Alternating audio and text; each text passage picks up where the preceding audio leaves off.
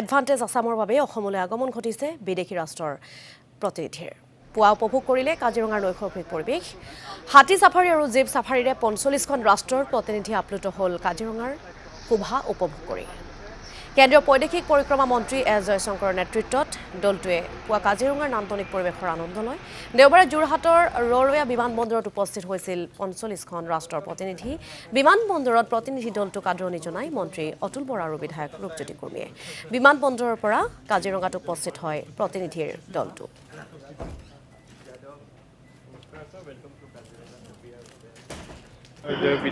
তেখেতৰ উপস্থিতিৰ বাবে আশাৰে বাট চাই আছিল সকলোৱে জিলা প্ৰশাসন আৰু আমাৰ কাজিৰঙা নেশ্যনেল পাৰ্ক কৰ্তৃপক্ষ আহি পাইছে ইতিমধ্যে তেখেতক উষ্ম আদৰণি জনাইছোঁ আমি সকলোৱে কাৰণ বিদেশী ৰাষ্ট্ৰৰ প্ৰায় ৪৫গৰাকী মিছন হেড আহিছে তেখেতৰ স্পাউজো আহিছে তেখেতসকলৰ আৰু মিনিষ্ট্ৰী অফ এক্সটাৰ্নেল এফেয়াৰ্ছৰ বহুকেইগৰাকী বিষয়াও আহিছে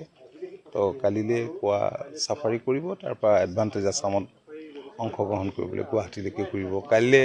মাননীয় প্ৰধানমন্ত্ৰীও আহি আছে ঝুমুৰ আছে তেওঁলোকে ঝুমুৰ নৃত্য উপভোগ কৰিব নাই ইয়াততো আৰু কাইলৈ মূলতঃ চাফাৰীয়ে আছে হয়